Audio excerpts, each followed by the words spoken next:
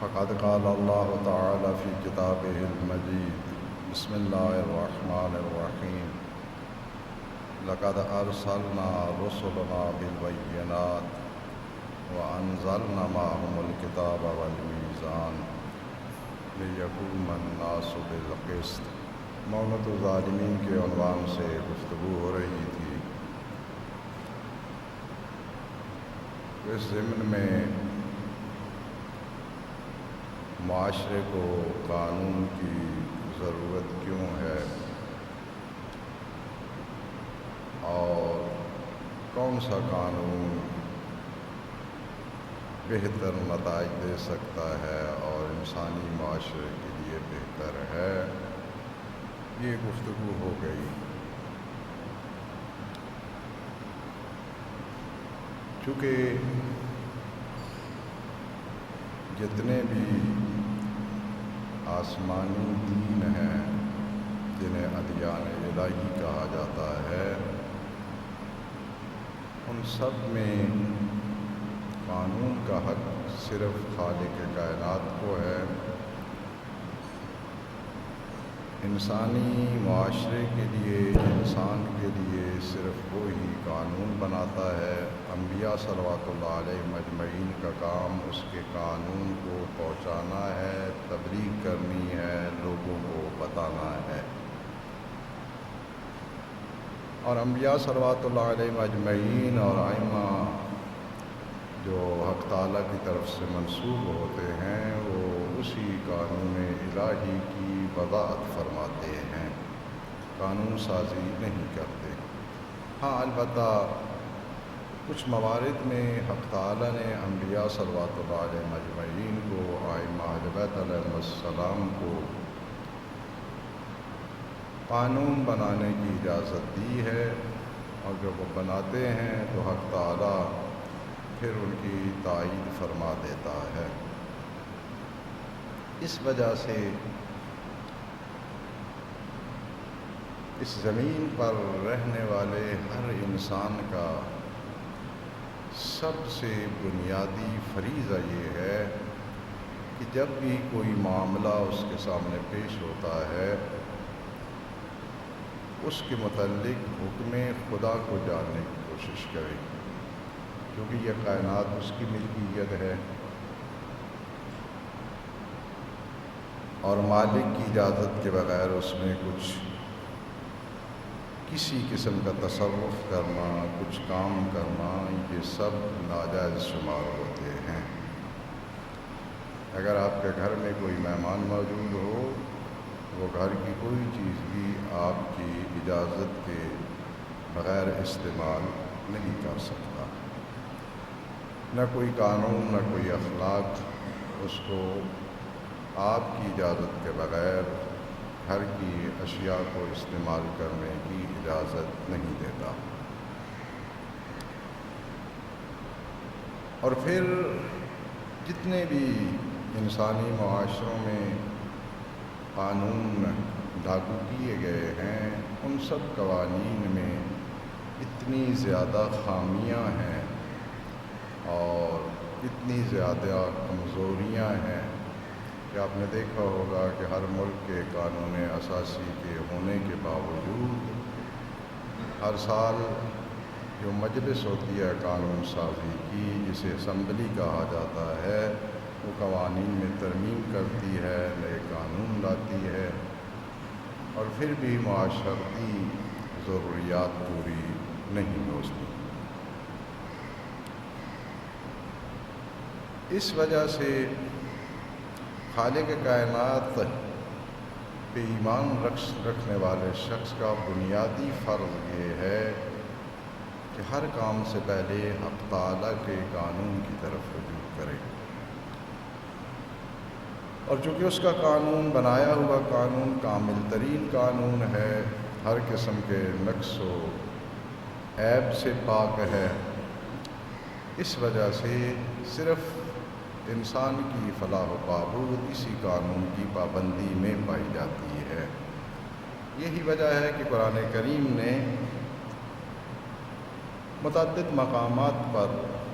ان لوگوں کو ظالم، کافر اور ناپسندیدہ لوگ قرار دیا ہے جو خداوند متعال کے بیان کردہ حکم کے مطابق فیصلہ نہیں کرتے۔ وَمَن لَّمْ يَحْكُم بِمَا أَنزَلَ اللَّهُ فَأُولَٰئِكَ هُمُ الْكَافِرُونَ کہ جو شخص بھی اللہ کے نازل کردہ حکم کے مطابق فیصلہ نہ کرے یہ لوگ کافر ہیں، ان کا ایمان سے کوئی تعلق نہیں ہے۔ وَمَن لَّمْ يَحْكُم بِمَا أَنزَلَ اللَّهُ فَأُولَٰئِكَ هُمُ الظَّالِمُونَ اور جو اللہ کے نازل کردہ حکم کے مطابق فیصلہ نہ کرے وہ ظالم ہے۔ اس لیے کہ واضح سی بات ہے، خالق کائنات کے قانون کی طرف پشت کر کے آپ کبھی بھی عادل نہیں کہلا سکتے، آپ کبھی بھی عدل تک نہیں پہنچ سکتے۔ بلکہ اہل انجیل کے متعلق قرآن کریم نے ارشاد فرمایا وَلْيَحْكُمْ أَهْلُ الْإِنجِيلِ بِمَا أَنزَلَ اللَّهُ فِيهِ، اہل انجیل جو ہے وہ انہیں چاہیے کہ وہ فیصلہ دے اس کے مطابق جو اللہ نے انجیل میں نازل کیا ہے۔ وَمَن لَّمْ يَحْكُم بِمَا أَنزَلَ اللَّهُ فَأُولَٰئِكَ هُمُ الْفَاسِقُونَ اور جو بھی اللہ کے نازل کردہ حکم کے مطابق فیصلہ نہیں کرتا وہ لوگ فاسق ہیں۔ فسق کہتے ہیں،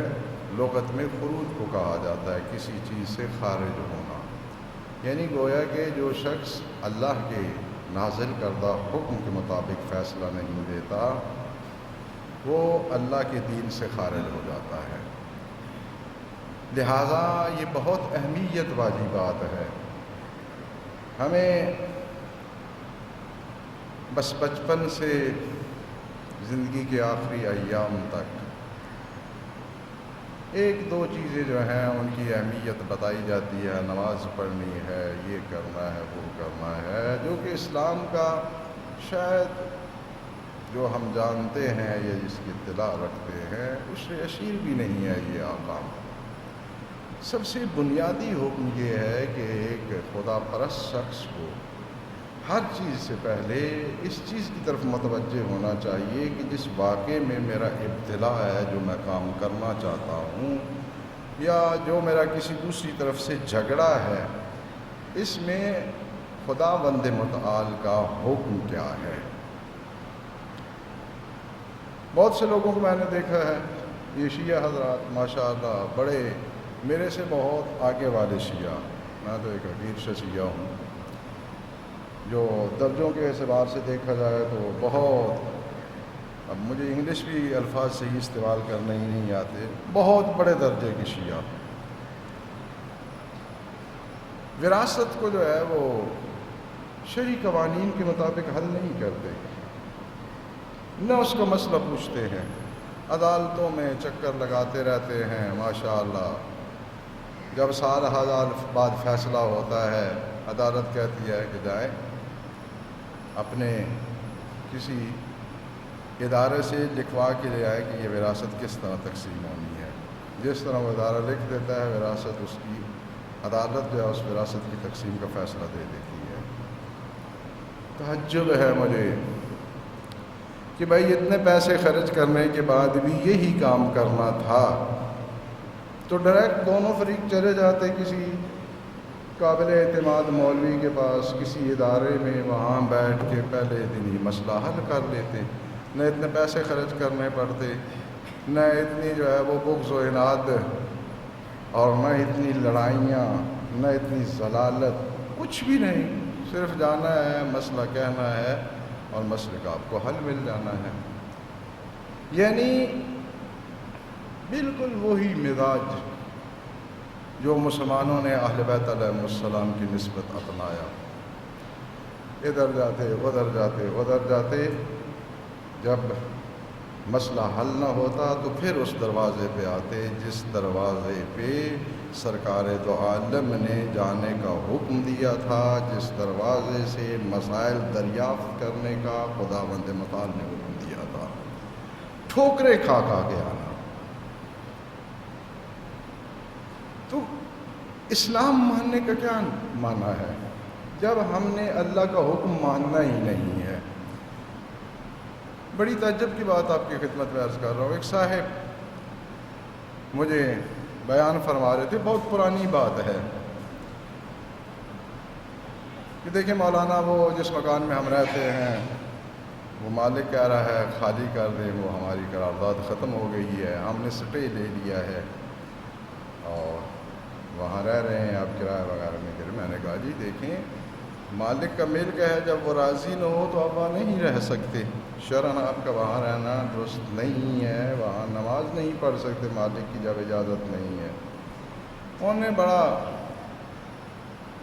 بالبداء مجھے جواب دیا، جس طرح شاعر حضرات بالبداء شعر کہتے ہیں.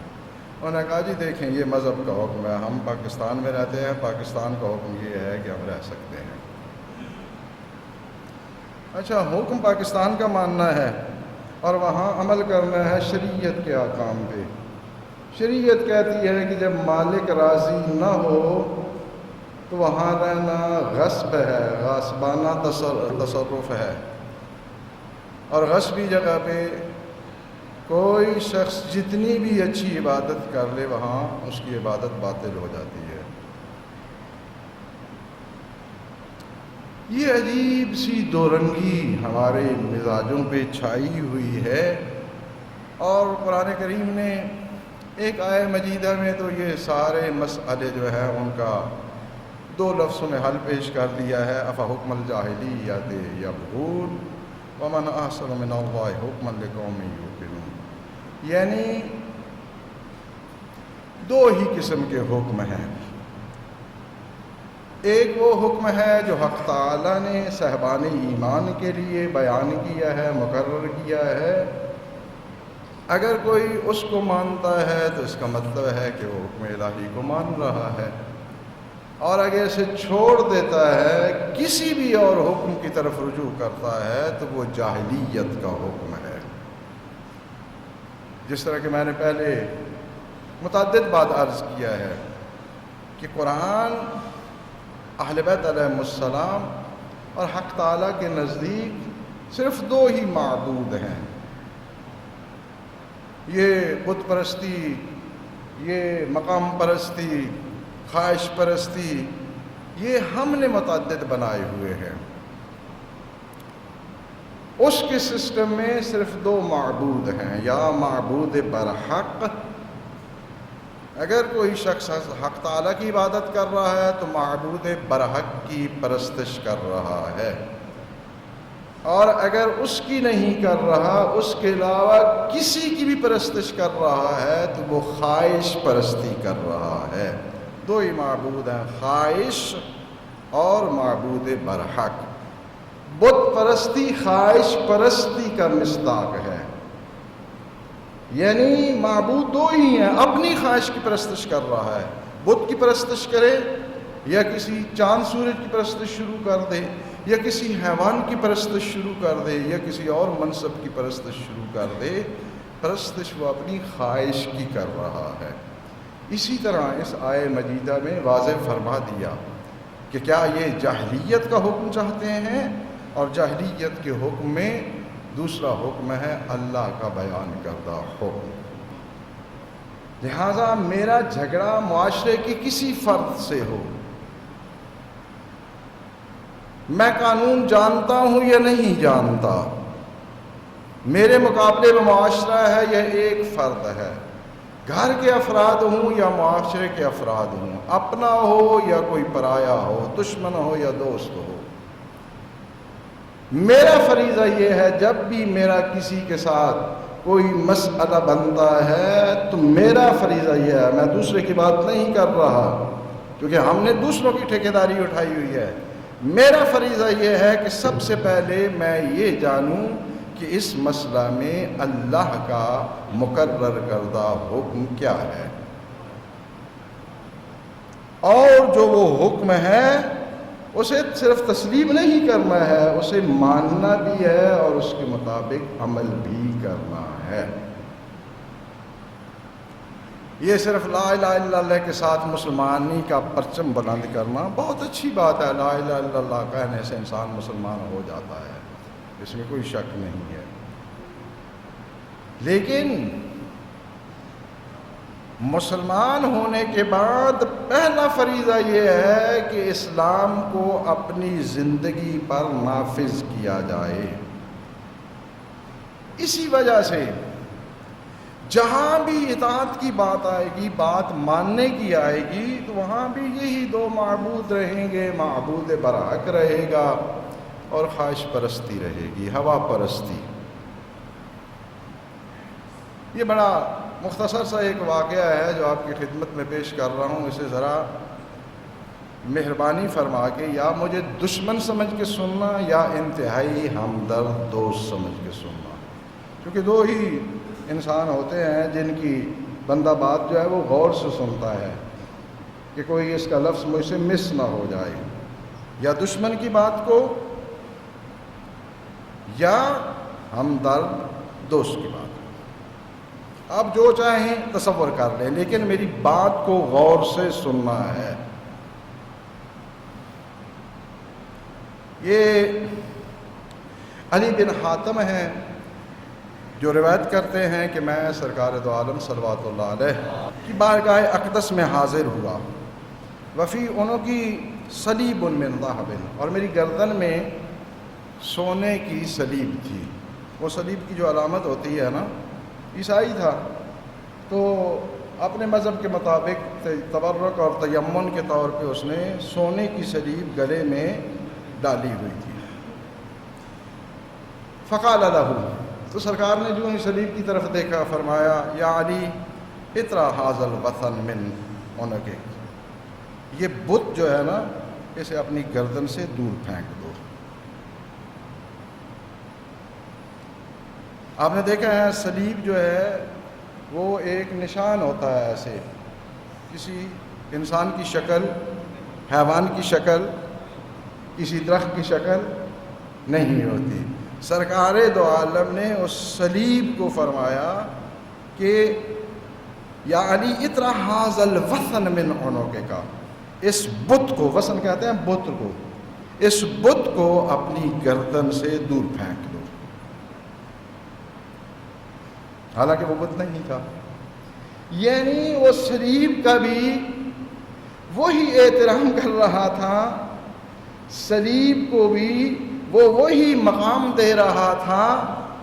جو کسی پرستش والی چیز کو مقام دیا جاتا ہے۔ اس وجہ سے حضرت نے فرمایا کہ اس بت کو اپنی گردن سے دور کر دے۔ فطرحتہ، کہتا ہے کہ میں نے اسے کھینچا اور دور پھینک دیا۔ پھر جو ہے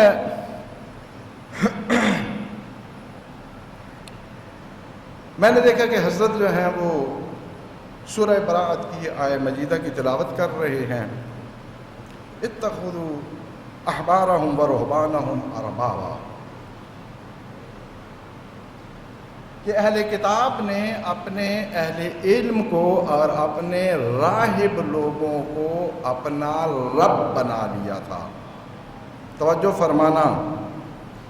اب اس حساس نقطے پہ پہنچ گیا ہوں۔ حضرت سورہ براءت کی یہ آیہ مجیدہ تلاوت فرما رہے تھے کہ اہل کتاب نے اپنے احبارہم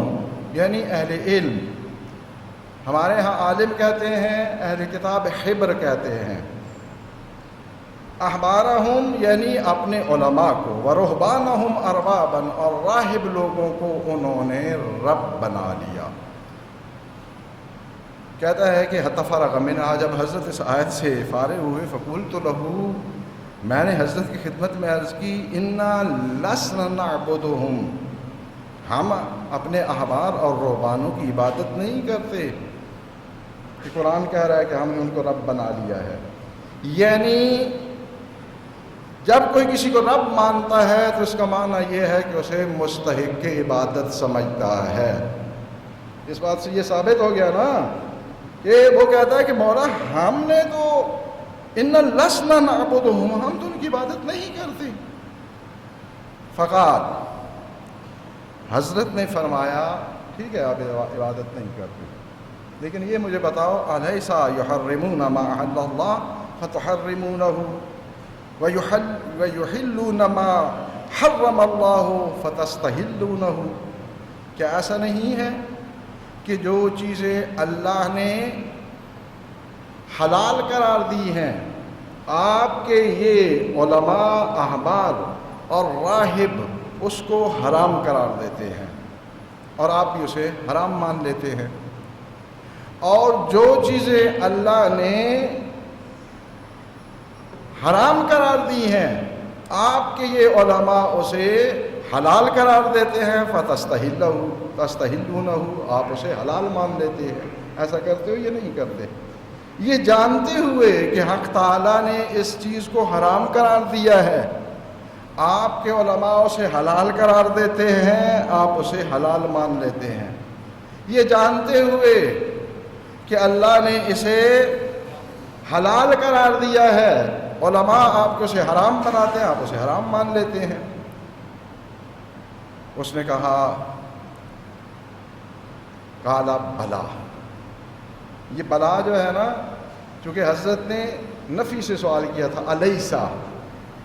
بلا جو ہے جب نفی کے بعد آتا ہے تو اس کا اس بات کر دیتا ہے، ہاں کیوں نہیں، یعنی ایسا کرتے ہیں۔ فرمایا فتل کا عبادتہم، یہ ہے ان کی عبادت، یعنی یہ جانتے ہوئے کہ اللہ کا نے حلال قرار دیا ہے، اگر کوئی اسے حرام قرار دے دے اور آپ اسے حرام سمجھ لیں تو یہ اس کی آپ عبادت کر رہے ہیں، اور یہ جانتے ہوئے کہ اللہ نے اسے حرام کیا ہے اور کوئی اسے حلال قرار دے دے اور آپ اسے حلال مان لیں تو یہ آپ اس کی عبادت کر رہے ہیں۔ لہذا صرف اللہ کا حکم مانا جائے گا، میرا آپ کا فیصلہ اگر اللہ کے حکم کے مطابق ہوگا تو میرا فیصلہ نہیں مانا جا رہا، اللہ کا ہی فیصلہ مانا جا رہا ہے، اور اگر اس کے فیصلے کے خلاف ہے تو اس فیصلے کو ماننا عبادت ہے غیر اللہ کی۔ اب ذرا سوچ لیں کہ ہم یہ عبادت کتنی آسانی سے اس کا ارتکاب کر لیتے ہیں۔ اچھا، چونکہ وقت بہت کم رہ گیا ہے اور میں چاہتا ہوں کہ آئندہ جمعہ اس موضوع کو مجھے نہ چھیڑنا پڑے، 2-3 آیتیں پڑھنی تھی لیکن صرف اشارہ کرتا ہوں، جتنے بھی دنیا کے قوانین ہیں ان سب قوانین میں اللہ کے مقرر کردہ قوانین کی بہت سی خصوصیات ہیں، جن میں سے سب سے اہمیت والی خصوصیت یہ ہے کہ یہ صرف ایک ایسا قانون ہے جس قانون پر دنیا کا جو شخص بھی عمل کرے یا اس کی مخالفت کرے اسے جزا سزا دونوں کا سامنا کرنا پڑتا ہے۔ یہ واحد دنیا میں قانون ہے، ورنہ آپ کسی حکومت میں رہیں، صدیوں اس حکومت کے قانون کی پیروی کریں، آپ کو کبھی اس پہ کوئی انعام نہیں ملے گا۔ لیکن یہاں جس قانون پہ کوئی عمل کرتا جاتا ہے اس کو اس قانون کی پابندی پہ انعام ملے گا اس کے کام سے زیادہ۔ اور واحد وہ قانون ہے کہ جس قانون کی موافقت اور مخالفت کی کیمرے پوری کائنات میں فٹ ہیں۔ جتنے بھی دنیا کے قوانین ہیں، بجلی ہوگی، کیمرہ آن ہوگا، آپ کی مخالفت اور موافقت نوٹ کی جائے گی۔ لیکن یہ ایسا قانون ہے، بجلی ہے یا اندھیرا ہے، اکیلے ہیں یا مجمع ہے، کائنات کا ذرہ ذرہ آپ کا گواہ بن رہا ہے کہ آپ نے اس کے حکم کو مانا ہے یا اس کے حکم کی مخالفت کی ہے۔ قیامت والے دن انسان کے اعضاء اس کے خلاف بولیں گے۔ دیکھیں، یہ حکم ہے کہ متعدد جگہوں پہ نماز ادا کرے، اس لیے کہ قیامت والے دن ان جگہوں پر جہاں نماز ادا کر چکے ہیں وہ مقامات بارگاہ الہی میں آپ کے نماز پڑھنے کی گواہی دے گی۔ اسی طرح جس جگہ پہ کوئی شخص گناہ کرتا ہے وہ جگہ اس گناہ کی شاہد بن جاتی ہے، اور جب اللہ کی بارگاہ میں کوئی توبہ کرتا ہے تو پھر حق تعالیٰ جس طرح کے اس دیوان سے، اس دفتر سے، اس رجسٹر سے اس غلطی کو توبہ کے قبول کرنے کے بعد محو فرما دیتا ہے، اسی طرح ان گواہوں کو حکم دیتا ہے کہ آپ اس کی گواہی کو بھول جاؤ۔ یہ کسی اور قانون میں نہیں ہے، بلکہ ایک یہ آیہ مجیدہ جو ہے یہ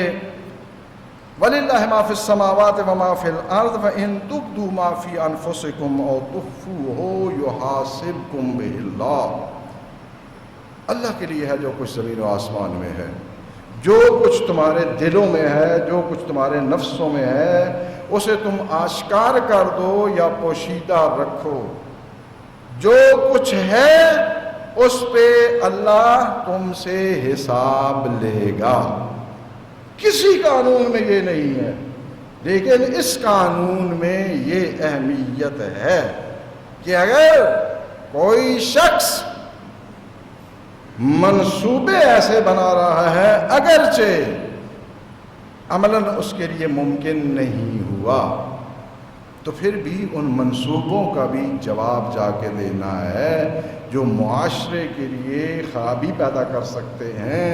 گناہ کرنے کے منصوبے بنا رہا ہے تو اس منصوبہ سازی کا بھی جا کے جواب دینا ہے، اس کی عدالت میں جواب طلبی ہونی ہے کہ یہ منصوبہ کس لیے بنایا تھا۔ لہذا اس وجہ سے انسان کی سعادت اور انسان کی کامیابی صرف اسی قانون کے ماننے میں ہے اور اس کو اپنے پر لاگو کرنے میں ہے۔ بارگاہ رب العزت میں مسررانہ دعا ہے کہ بے حق